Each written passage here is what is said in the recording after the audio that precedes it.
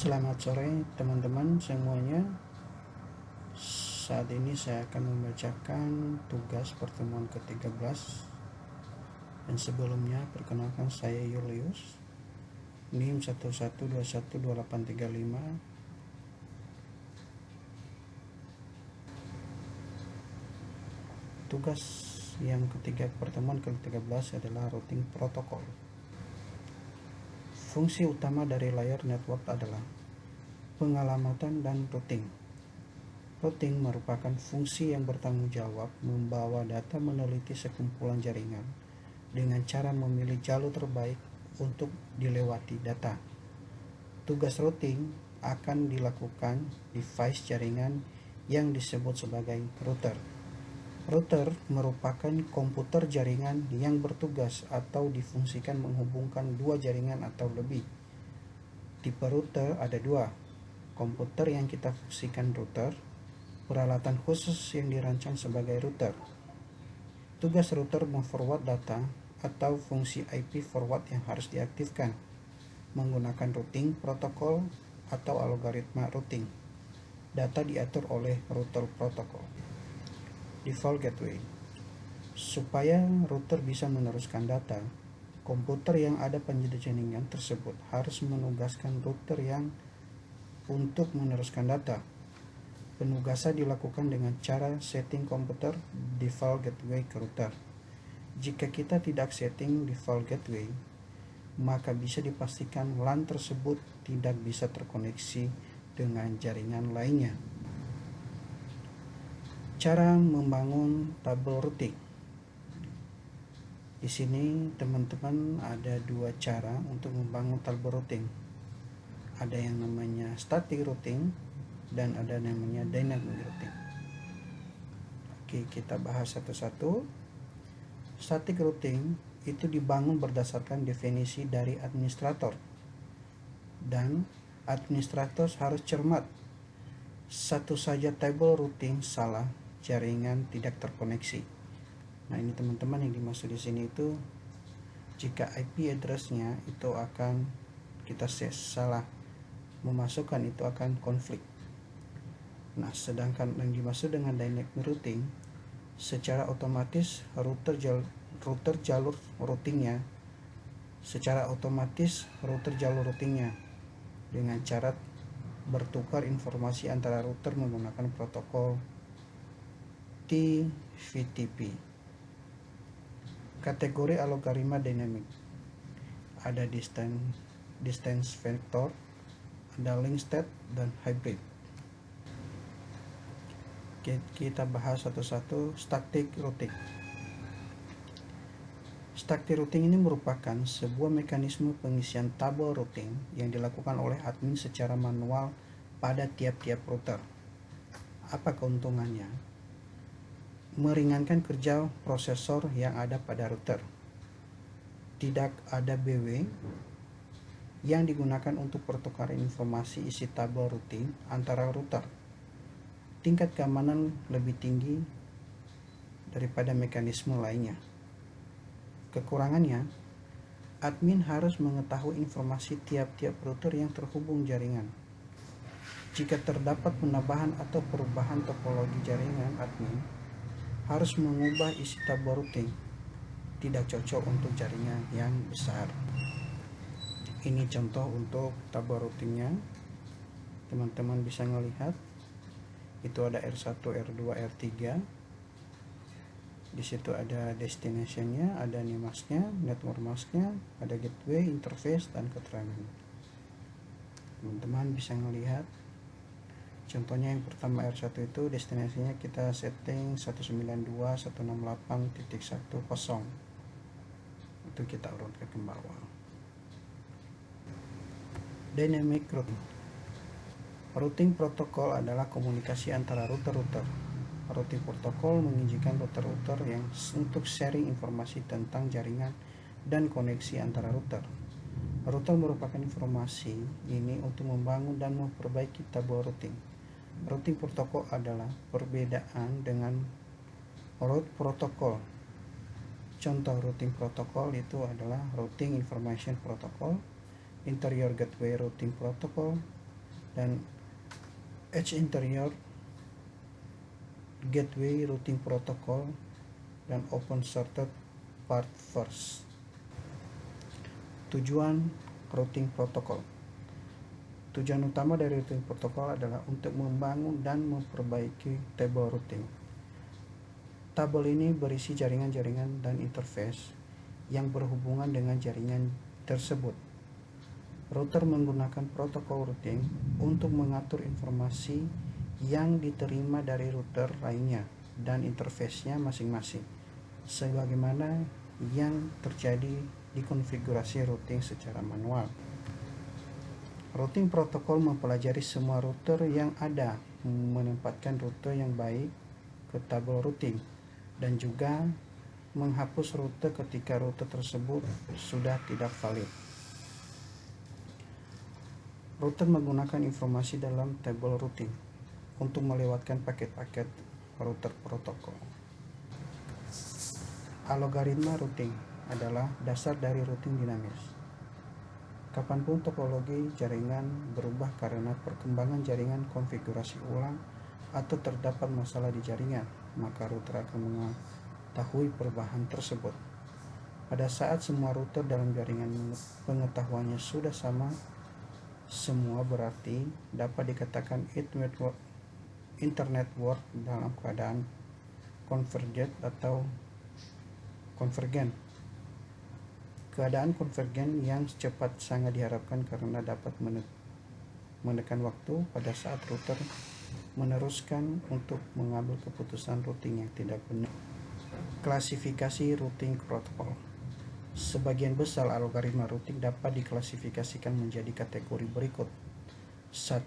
Itu distance vector atau link state.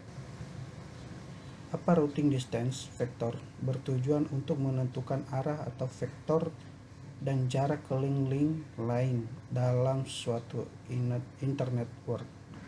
Sedangkan link state bertujuan untuk menciptakan kembali topologi yang benar pada suatu internet network. Distance vector. Router mendapatkan informasi dari router yang berhubungan dengan dia secara langsung tentang keadaan jaringan router tersebut.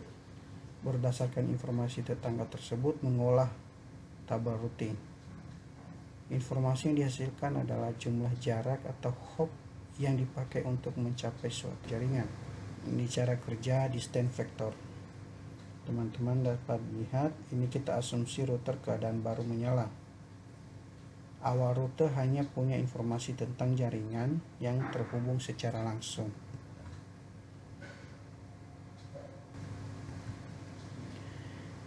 Cara kerja distance vector. Router akan saling mengirimkan informasi yang dia punya. Router RTA mengirimkan data tentang jaringan yang terhubung dia secara langsung. Router RTB juga mengirimkan data jaringan yang terhubung secara langsung. Teman-teman juga bisa melihat di bawah contohnya. Itu ada IP-nya 10.1.10/24. Cara kerja distance vector. Setiap router melakukan pemeriksaan terhadap data yang dia dapat dibandingkan dengan tabel routing masing-masing router. Bila belum ada dimasukkan, jika sudah dibandingkan jumlah hop. Teman-teman juga bisa melihat tabel di bawah ini. Dan teman-teman bisa melihat proses dalam distance vector.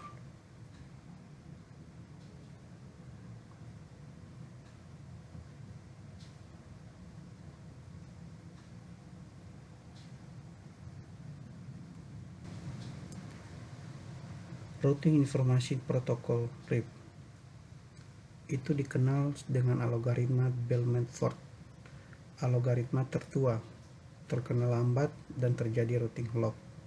Routing lock suatu kondisi antar router saling mengira untuk mencapai tujuan yang sama melalui router tetangga tersebut. Router A mengira untuk mencapai jaringan XX melalui router B, sedangkan router B mengira untuk mencapai jaringan XX melalui router A. bisa terjadi antara 3 router. Untuk memperbaiki kinerja dikenal split horizon. Router tidak perlu mengirim data yang pernah dia terima dari jalur di mana dia mengirim data.